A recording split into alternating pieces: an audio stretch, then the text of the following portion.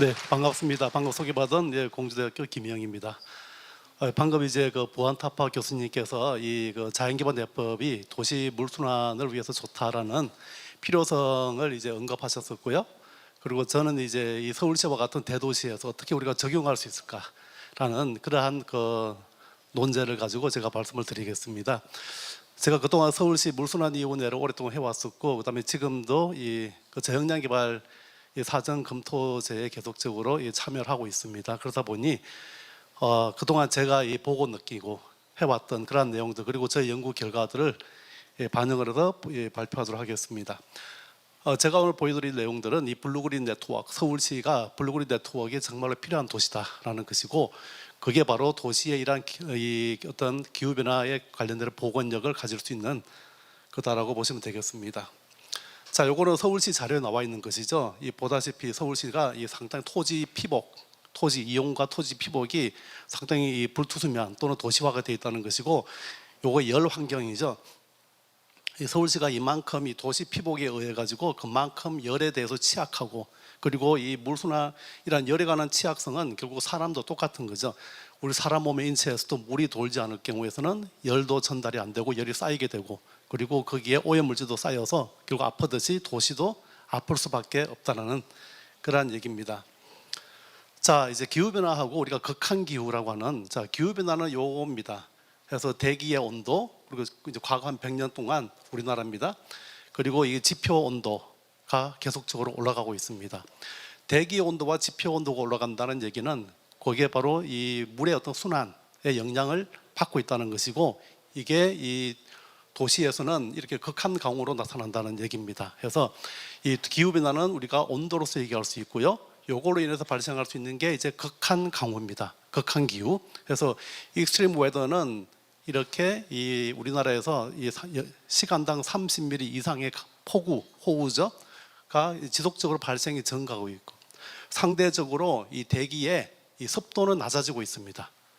비는 더 큰 비는 많이 오고 습도는 낮아지고, 이게 바로 홍수와 가뭄이 더 심하게 발생하고 있다는 것이고, 이게 이 서울과 같은 대도시에서는 물 관리, 그리고 자연재난 관리가 더 어려워질 수 있다는 그러한 얘기가 되겠습니다. 자, 우리가 이제 현재 녹색 경제다, 여러 가지 얘기들이 많죠. 우리가 현재 경제, 사회, 환경 요거의 이 방향성을 잡는 게 리오 컨벤션입니다. 그래서 우리 92년도 이 리오, 우리가 아마존 강에 있는 리오데자네이루에서 전 세계 정상들이 모여서 맺은 리오 컨벤션, 오래된 얘기죠. 하지만 지금의 우리 모든 이러한 탄소 관련되는, 또는 이 기후재난 관련되는, 또는 경제와 관련되는 모든 이러한 제도와 정책들이 리우 회담의 근거를 두고 있고요. 보다시피 기후변화 협약입니다. 자, 우리가 이제 최근에 이제 컵21을 통해 가지고, 자, 이제 2도시 이하로, 그다음에 이제 1.5도시까지 계획을 잡고 있고, 그리고 이제 그 당시 나왔던 주요한 협약이 생물 다양성 협약이죠. 자, 생물 다양성 협약이 최근에 재작년이죠. 30%의 이러한 보존 지역을 만들고, 그리고 30%를 복원하자라는 30x30 전략을 이제 도입을 한 거죠. 자, 이렇게 기후변화, 그리고 이 생물 다양성을 우리가 만족하기 위해서는 방금 보안타파 교수님 말씀하셨듯이 자연기반 대법이 우리가 필요한 시기다라고 하겠습니다. 자, 여기 보면 우리가 이 지구에 우리가 하나뿐인 태양계 내에서 사람이 살고 있는, 생명체가 살고 있는 유일한 행성, 이 지구에 이 생명체가 살 수 있는 이유가 이런 물순환, 다시 물질 순환과 이 에너지의 흐름인 것이죠. 보다시피 이 탄소는 순환하고, 그리고 이 식물의 이러한 광합성, 그리고 동물과 미생물의 이러한 호흡 작용을 통해서 이 우리 지구 생태계는 탄소가 이 중립을 이루고 있고, 그리고 이러한 물질들이 서로 순환하면서 에너지를 전달하는 그러한 생태계 서비스를 제공을 하고 있는 거죠. 이걸 통해 가지고 이러한 과정을 통해서 어떤 문화 서비스, 그리고 이러한 기후 조절이나 오염 저감 같은 이러한 조절 서비스와 여러 가지 우리에게 먹을 것을 제공하는 공급 서비스와 같은 이러한 생태계 서비스를 제공을 하고 있는 거죠. 하지만 지금 이러한 균형이 깨졌다는 거죠. 균형이 깨졌기 때문에 그만큼 우리가 받을 수 있는 이 생태계 서비스 기능이 약화되고 있고, 그것 때문에 각종 자연재난들이 발생을 하고 있다고 보시면 되겠습니다. 그래서 우리가 먼저 자연개발대법은 이러한 자연의 순환의 원리 그리고 에너지 흐름을 만들어 주자라는 것이 되겠죠. 자, 그렇다면 서울에서 이걸 어떻게 만들어 줄 것인가? 자, 우리가 생태 네트워크입니다. 그동안 이 도시계획 하시는 분들께서는 많은 분들이 그동안 GGN 해서 이 녹색과 녹색을 연결하는 연결성 확보, 우리나라 환경부에서도 많이 해왔습니다. 자, 이러한 그 그린 네트워크는 그동안 이 산과 산을 연결하는 이러한 하나의 동물들의 이동 통로 또는 이 그 어떤 이 서식처의 개념, 서식처보다는 하나의 은신처의 개념을 늘려줬습니다. 하지만 우리가 필요한 것은 물과 이 블루그린 네트워크라고 하는 물과 녹지의 연계, 이게 바로 생물 다양성을 늘리고 이 서식처를 확보하는 그러한 길이 되는 거죠. 그래서 그동안 우리가 그린 네트워크, 자 블루블리 네트워크를 해왔지만 이제는 시대가 이 모든 걸 연결하는 블루그린 네트워크 해서 물과 녹지의 연계성. 자, 물과 녹지의 연계성은 이렇게 여러 가지 전략적으로 이 블루 인프라 그리고 그린 인프라들이 상호 연계될 수 있도록 만들어주는 것이 블루그린 네트워크가 되겠죠. 자, 우리 SDG입니다. 작년에 우리 한국 자료죠. 자, 보다시피 대한민국의 평가 점수입니다. 전 세계적으로 한 31위밖에 아직 안 되고 있어요.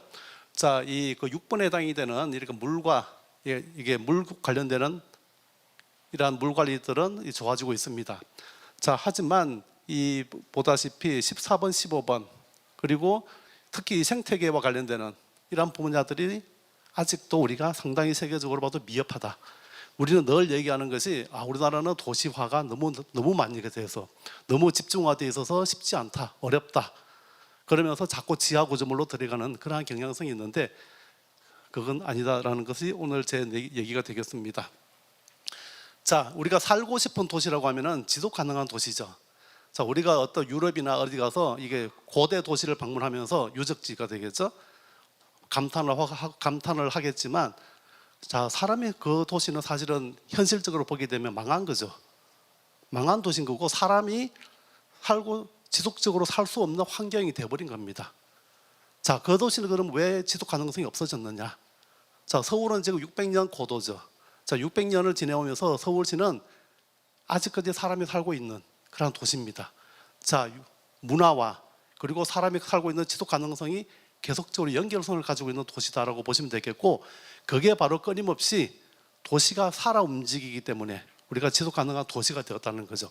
자, 지속 가능한 도시가 되기 위해서는 자, 우리가 말하듯이 그리너리, 녹색, 억세스빌리티라고 하는 접근성, 그리고 이런 커뮤니티에 이런 우리 커뮤니티의 이런 컬처, 그리고 이런 또 지역 경제, 그리고 이 보건력, 무언가에 대해서 이런 이 회복력을 가지고 있어야 되고, 그리고 이 시민들의 참여, 그리고 거기에는 이 모든 것들 연결하는 블루그린 네트워크가 되어 왔기 때문에 이 서울시가 지금까지 지속 가능성을 가지고 있었고, 하지만 지금은 이 상당히 도전에 부닥쳐 있습니다. 이 극한 기후, 기후 변화, 너무 심한 도시화.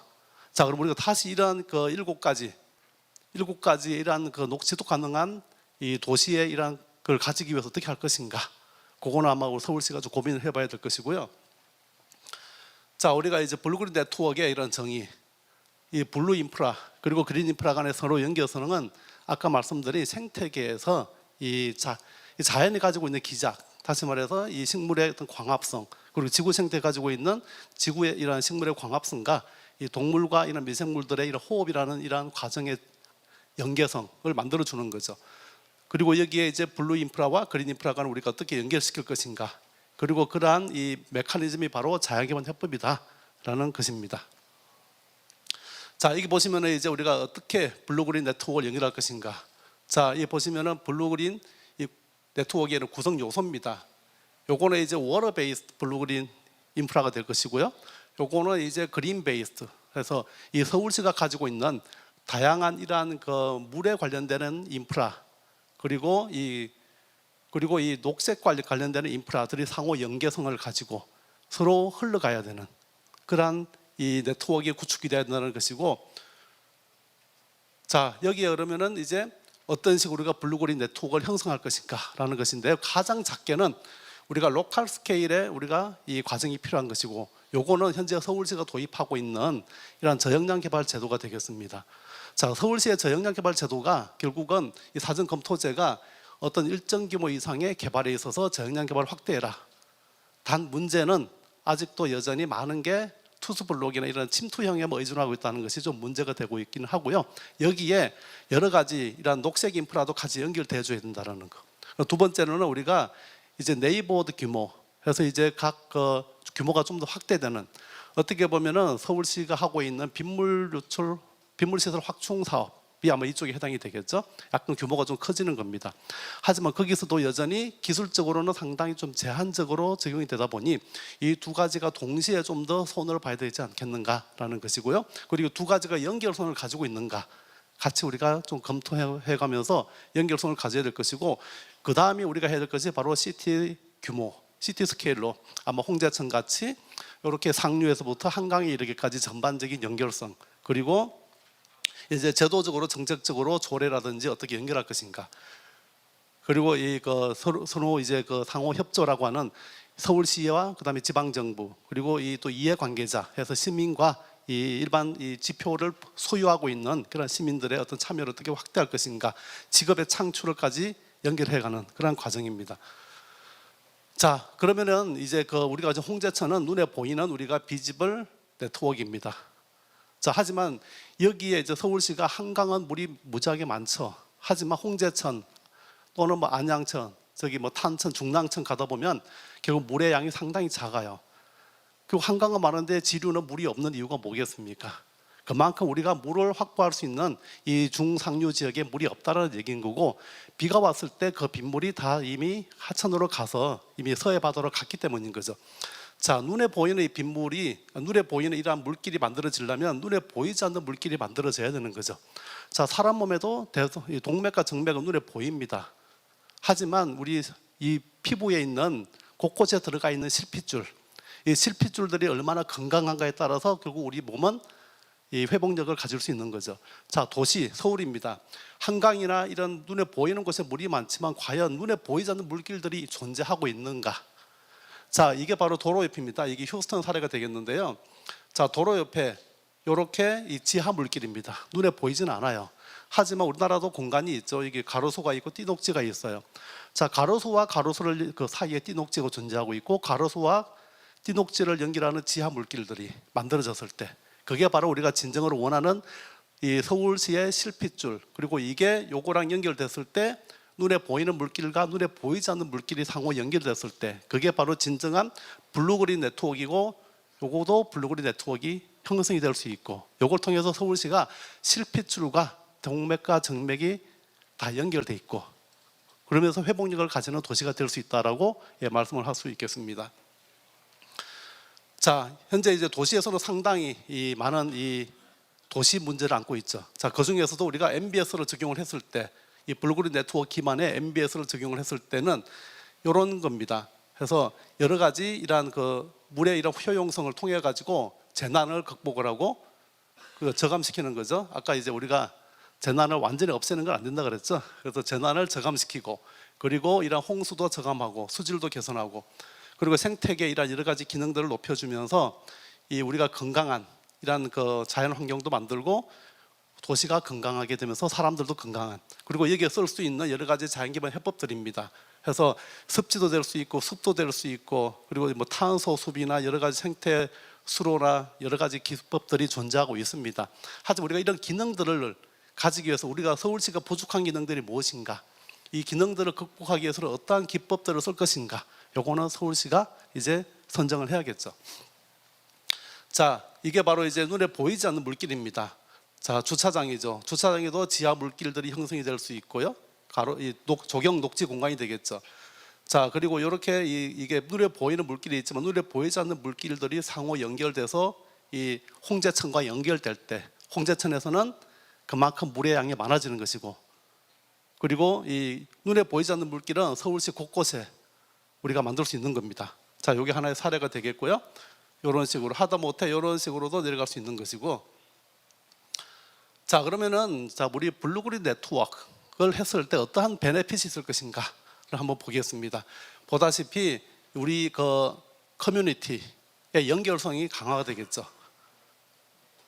그리고 이 생태계 서비스가 도시 전체 확대가 되면서 도시가 지속 가능성을 가지게 되는 것이고, 그리고 그 지역의 이코노믹 디벨롭먼트 해서 경제적으로도 기여를 할 것이다라는 것이고, 에코 투어리즘 또는 커머셜, 리테일 여러 가지 경제적인 효과도 나온다라는 것이고요.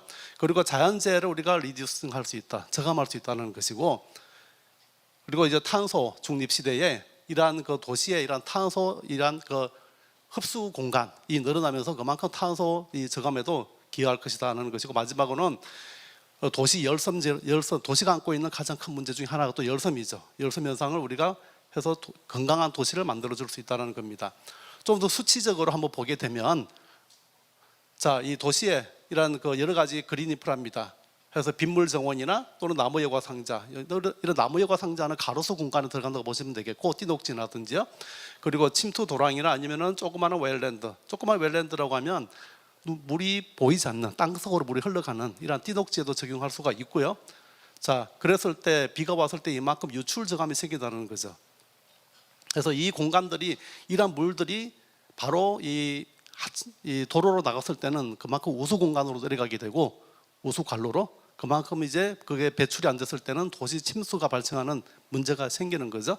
자, 이렇게 LID가 도시 전반에 구축이 됐을 때는 그만큼 이 도시에서 일부는 이 도시의 홍수의 저감에 일부는 기여할 수 있다는 것이고, 그렇지 않다면 아까 앞서 나왔던 부안타파 교수님 말씀대로 우리가 지하에 있는 모든 이 우수관로 인프라를 다 바꿔야 되느냐, 기후변화 시대에 바꾸는 걸 불가능이죠. 전면적으로 교체하는 거는. 따라서 우리가 이렇게 그린 인프라를 통해서 유출을 줄일 수 있다. 그 다음에 두 번째로는 이 도시, 이게 이제 서울시가 안고 있었던 문제들이 되는 거죠. 그래서 자, 방금 말씀드린 대로, 자, 서울시가 도시 침수를 안고 있는 곳이 많이 있죠. 자, 뭐 이 광화문도 있고, 그다음에 강남에도 있었어요. 계속 늘어나고 있고, 그 지역들이. 자, 그랬을 때 우리가 저역량 개발 기법, 서울시가 도입하고 있는 LID만 전면적으로 다 도입한다고 해결되느냐? 여기는 천문학적인 비용이 들어가기 때문에 쉽지는 않아요. 자, 그렇다고 해서 우리가 아주 그냥 관로를 다 바꿀 것이냐? 관로를 다 바꾸더라도 LID를 도시 전면적으로 도입하면은 어느 정도 해소할 수 있습니다. 하지만 관로를 다 바꾼다고 해도 절대 불가능입니다. 다시 말해서 서울시가 안고 있는 도시 침수 문제는 관로를 완전히 다 바꾼도 거의 쉽지 않다라는 얘기죠. 자, 그래서 뭐냐, 이 관로 일부 관로 개선도 필요할 것이고, 그리고 이란 LID, 블루그린 네트워크라고 하는 LID가 같이 구축이 됐을 때는 그만큼 이 비용 효율적으로 어느 정도 자연재해가 저감이 되고, 그만큼 관로 개선 비용도 줄일 수 있다라는 얘기가 되겠습니다. 자, 그리고 이런 블루그린 네트워크는 결국은 이 비점 오염이라고 하는 오염 물질도 저감하게 되는 거죠. 자, 이 우리가 도로에서는 요만큼 초기에 까만 물들이 나갑니다. 여기에서는 온갖 이제 뭐 미세 플라스틱, 그리고 뭐 에머징 유해 화학 물질, 미량 오염 물질부터 해서 다양한 녹조를 유발하는 물질까지 배출되고 있습니다. 자, 그런 이런 물들을 이 MBS를 통해 가지고 우리가 저감할 수 있고요. 이런 식으로 우리가 적용이 될 수가 있습니다. 현재 요거는 우리 그 물순환 선도 도시에 적용이 된 사례라고 보시면 되겠습니다. 자, 그리고 이 MBS를 적용하는 이런 블루그린 네트워크는 이만큼 탄소도 이 흡수원이 늘어나게 되죠. 자, 이 그림을 보시면서 여러분들이 두 가지를 좀 볼 수 있을 거예요. 이게 탄소가 도대체 우리 이 어디에 저장이 되고 있냐? 자, 이 지표에 저장이 되고 지하에 저장이 됩니다. 자, 우리 일반적으로 생각을 하죠. 탄소 저장은 나무 많이 심자. 네, 나무 많이 심으면 되죠. 하지만 실질적으로는 이 두 줄을 기준으로 위아래 중에 어디가 많이 저장이 되어 있느냐. 자, 이거 열대 우림 지역입니다. 열대 우림 지역은 땅 위에라고 하는 이 바이오매스의 120, 땅 속이 123. 자, 일반적으로 가장 식물이 많은 곳이 열대 우림 지역이지만 실질적으로 땅 속에 더 많은 탄소가 저장이 되어 있죠. 자, 그럼 우리 온대 지방 어디입니까? 템퍼레이트. 자, 여기 보시면은 거의 땅 위에보다도 땅 속에 더 많은 탄소가 저장이 되어 있는 겁니다. 자, 그래서 우리가 나무를 심을 때 토양 관리, 그리고 그만큼 토지에 물이 존재할 때 더 많은 탄소가 저장이 될 수 있다는 걸 보여주고 있는 거고요. 그리고 물이 많을수록, 이 섭지와 같이 물이 많을수록 더 많은 탄소가 저장이 된다라고 보시면 되겠습니다. 자, 우리가 빗물에는 이 영양소가 없어요. 깨끗해요, 그나마. 자, 하지만 도로에서 분출되는 이러한 강우 유출소는 영양소가 있습니다. 자, 우리가 조경 공간에 그동안 빗물만 들어갔죠. 하늘에서 떨어지는 빗물. 자, 그러다 보니 양분이 없다 보니까 퇴비나 비료를 많이 줬어요. 이게 과도하게 살포될 때는 그만큼 또 지하수 오염이나 또는 수질 오염으로 배출되기도 했었고요. 자, 우리가 도로 강우출소라든지 옆에서 들어올 때는 여기에 양분이 있습니다.